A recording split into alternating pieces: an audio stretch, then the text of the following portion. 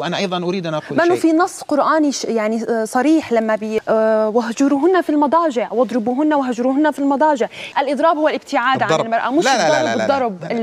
أنا لا أميل إلى طريقة الهروب حتى أجمل الإسلام. أنا مقتنع أنه يعني في ضرب، يعني الضرب للمرأة حلال في الإسلام. الضرب المبرح، الضرب المؤذي. لا انتظري. طيب أكمل. تفضل.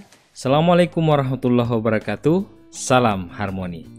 Teman-teman sekalian, kita kembali akan melanjutkan tontonan kita, video debat antara Habib Ali Al-Jufri dengan seorang aktivis feminis, Dr. Hala Diab, yang mana di video sebelumnya kita sudah saksikan sama-sama mereka mendiskusikan soal perempuan dalam pandangan Islam.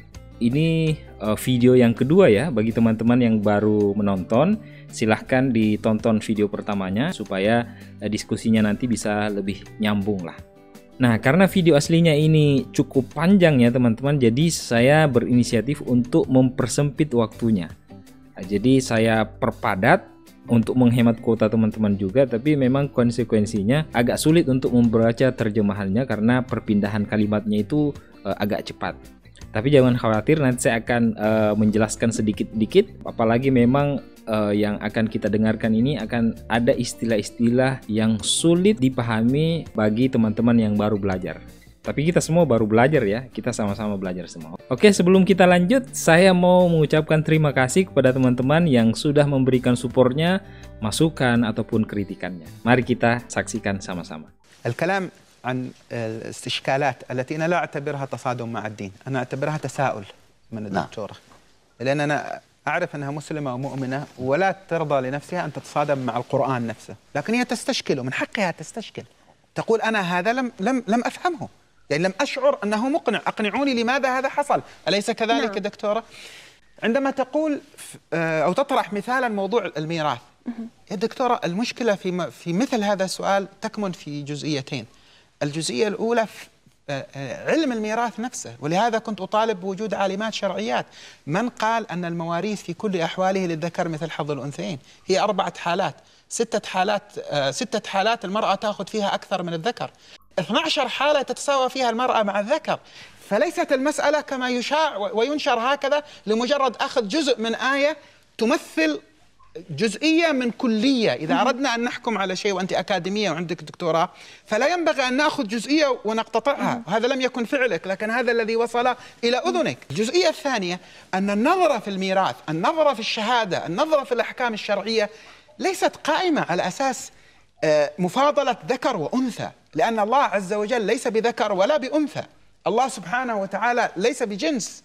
الرؤية جزء من منظومة في رؤية الحياة، منظومة في رؤية الحياة التي هي تقاسم الأدوار. المرأة من حقها تعمل، تشتغل، تناضل، تفعل ما تريد، لكن ليس واجبا عليها أن تعمل خارج إطار البيت. من حقها أن تشتغل، تتاجر، سيدة خديجة كانت تاجرة، لكن الشرع لم يلزم المرأة بأن تنفق على نفسها ولا على البيت. فالإسلام أوجد شيء من التوازن. الله عز وجل الذي خلق الرجل وخلق المرأة وخلقهما مختلفين، لا أقول متفاضلين، لا يوجد تفاضل بين الرجل والمرأة على أساس الجنس. Ya, jadi di sini kembali Habib Juri membantah bahwa dalam soal kewarisan yaitu bukan paradigmanya siapa yang lebih unggul daripada yang lain. Misalnya laki-laki lebih mulia daripada perempuan. Jadi paradigma itu harus dihilangkan menurut Habib Ali Al-Jufri. لكن هذا تقسيم وظائف. المرأة التي تحمل وتلد لا يمكن أن تطالب بأن تنفق، فيجب على الرجل أن ينفق عليها. فلهذا في بعض الحالات التي جاءت في المواريث أعطي الرجل أكثر من المرأة، ولأن المرأة المال الذي ستأخذه، لأنه هذا الشيء لا يمثل فقط فكري أنا، يعني أنا أتحدث بلسان كثير من الفتيات، كثير من العائلات أخطاء أيضا من الآباء لما بيجوا يحرم البنت ويقول لا ما تاخدش خالص، أو يجي يديها النص بالفعل بالضبط. أصلا هو ليس من حقه أن يقسم.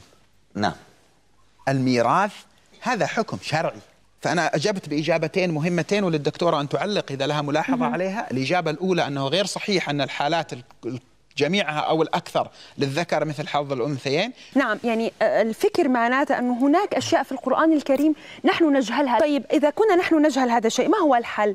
هل لأنه هناك رجال الدين لا تتحدث كثيرا مع النساء؟ يعني مش كثير الشيوخ، أنت لما بدك تروح تسأل شيخ، الشيخ ممكن ما يشوف المرأة لأنه بيقول لك أنا مرأة ما بجلس مع مرأة. كيف تتعلم المرأة عن الإسلام؟ أولا هذه شجاعة أنا أحترمها جدا، أن تقولي أنه يتجاهل بهذه الحقوق، هذه شجاعة أنا أحترمها. أعلم لماذا يا شيخ؟ لأنه أنا لما بتقرأ القرآن الكريم ترى أنه هناك بعض الآيات أو معظم الآيات فيها المساواة اللغوية، يعني linguistic، عندما يقول الله عز وجل أنه للمؤمنات والمؤمنين، أو مثلا خلقناكم شعوبا وقبائل لتعارفوا إن أكرمكم عند الله من أنفسكم أزواجا لتسكنوا إليها. نعم. لتسكنوا إليها، مش لتضربوها أو لتضطهدوها. أو في اللغة القرآنية هناك بعض الآيات التي واضحة لغويا أن هناك مساواة بين المرأة والرجل، ولكن هناك بعض الآيات التي ترى لا، للمرأة يعني حظ أقل من حظ الرجل.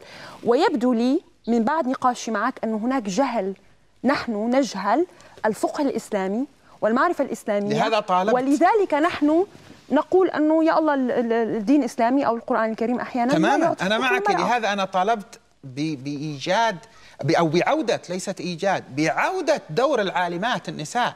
يوجد مشايخ يدرسون النساء، يوجد في الأزهر الشريف الآن دروس الرسمية التي في الجامعة، جامعة الأزهر، توجد دروس في داخل الصحن جامع الأزهر للرجال وللنساء في مختلف الفنون والعلوم.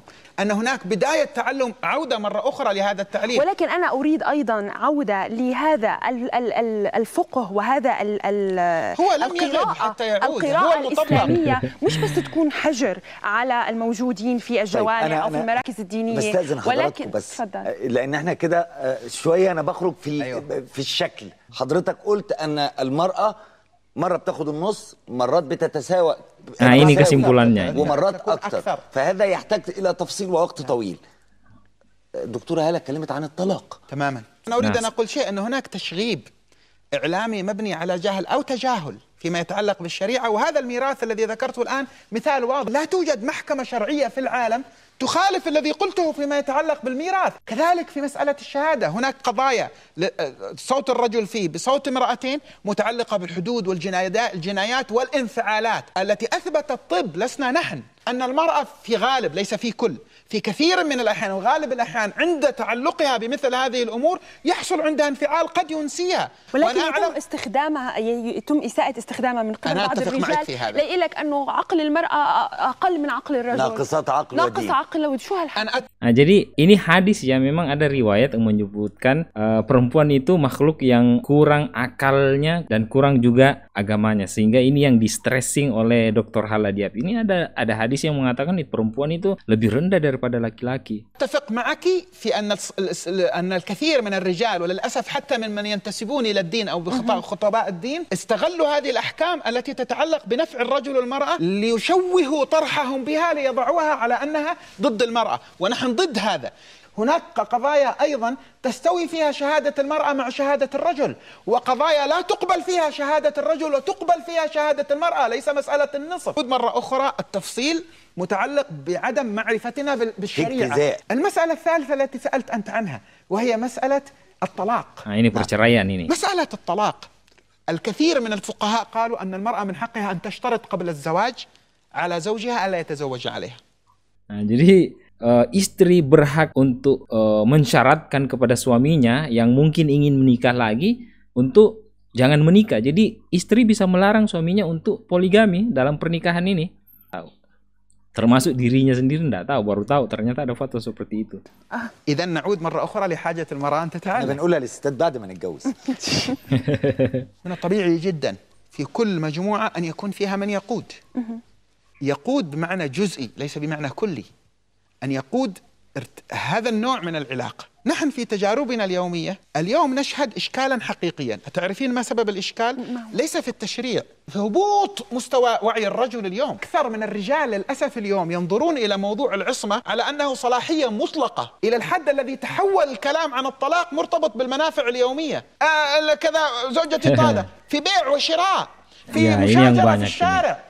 صلاحية الطلاق ليست ميزة أعطاها الله للرجل، لكنها مسؤولية حملها الله الرجل، على اعتبار أنه في غالب، وأقول في غالب ليس في كل، أن المرأة عندما تغضب من السهل أن تسارع بطلب الطلاق. زعلانة طلقني، خلاص تريد تنهي الإشكال. ولذلك أنا كنت أقترح إلى وجود قوانين مدنية تحمي المرأة في المجتمع العربي. مثلا في بريطانيا الطلاق إذا الرجل طلق زوجته لها نصف ما يملك، فرجل قبل أنه يأخذ خطوة الطلاق بيفكر 100 مرة. كده نعمل العكس، فإحنا كنا بنطالب بحق المرأة لما تطلب الطلاق. ما هو ما بدنا نحن المغالاة لا هنا ولا هناك، نحن يمكن أن نصل إلى شيء وسطي، يعني يمكن أن يحل المشكلة بطريقة تناسب. الشريعة حلت هذا بأن من حق المرأة أن تشترط مؤخرا. الشريعة أعطتكم كل الحلول التي تريدونها.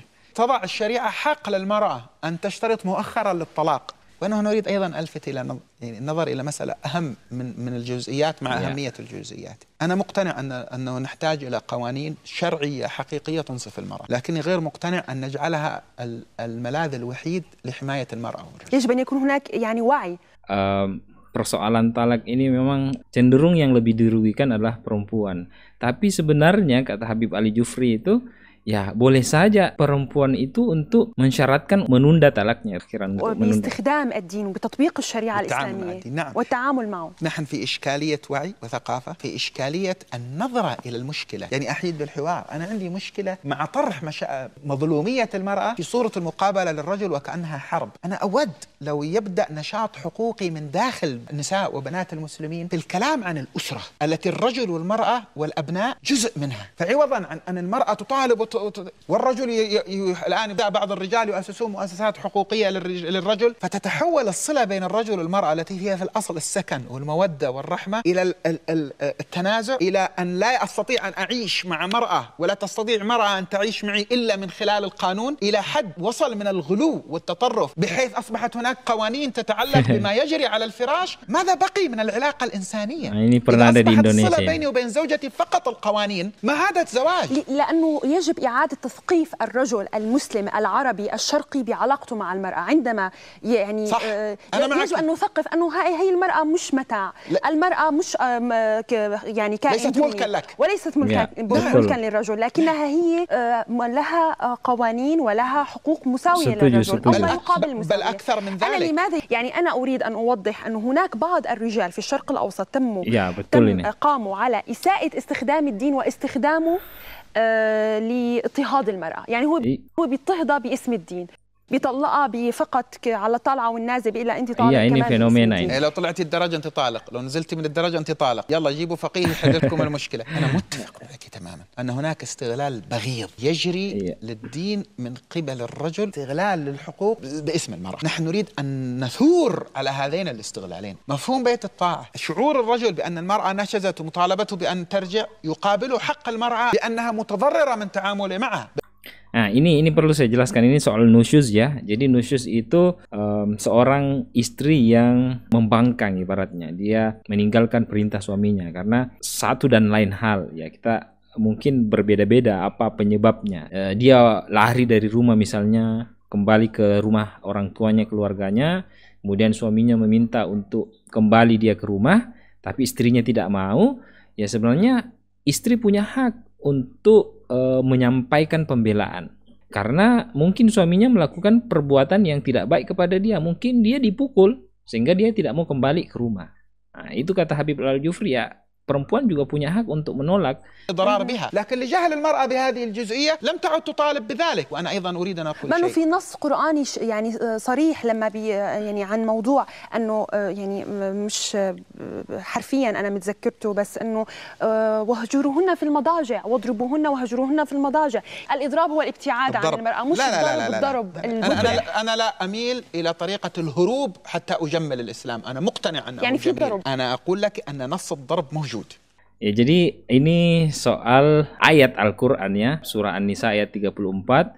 Tinggalkanlah istri kalian di tempat tidur. Artinya suami disuruh pisah ranjang. Kalau perlu pukul istri. Ini mendiskreditkan kedudukan perempuan. Ini yang dirugikan lagi-lagi perempuan. الضرب المبرح، الضرب المؤذي. طيب أكمل. Nggak sabar dia, أنا nggak لست sabar. من النوع الذي يحاول أن يجمل الإسلام بكلام غير صحيح. ليس الضرب الإضراب لا لغة ولا شرعا. يعني الضرب للمرأة حلال في الإسلام. أيضا ليس بهذه الطريقة التي تقولينها، لا هذا ولا ذاك. نحن وقعنا بين تطرفين. الضرب منصوص عليه، الفقهاء نصوا في تفسيرهم لهذا الموضوع على أشياء، ثم فوق الفقه وفوق الفقهاء الروح التربوية الموجودة في الموضوع النفسية. وأنا أعلم أن هذا الكلام الذي سأقوله يحتاج إلى كثير من الاتساع لفهمه. طيب بسبب الظرف الذي نعيشه. أستاذن فضيلتك لأن الوقت هيخلص، هل يمكن أن يكون هذا في حلقة الغد؟ موضوع تعدد الزوجات وموضوع الضرب لأنه موضوع مهم. Berarti ada video ketiga ini. لا يجوز الضرب الذي تسألين عنه. نعم. لا يجوز الضرب الذي نراه اليوم في مجتمعنا. لا يجوز استغلال الآية القرآنية والإساءة إلى الآية القرآنية ليشعر الرجل أنه صاحب صلاحية مطلقة. تفصيل ذلك. Nah, itu dia video kedua ya, debat antara Habib Jufri dan Dr. Hala Diab. Nah, ini semakin seru nanti, ini puncaknya nanti di video ketiga. Oke, saya kira demikian video kali ini. Jangan lupa berikan komentarnya di bawah, kemudian share video ini sebanyak-banyaknya. Terima kasih sudah subscribe dan like video ini. Oke, terima kasih. Saya akhiri. Wassalamualaikum warahmatullahi wabarakatuh. Salam harmoni.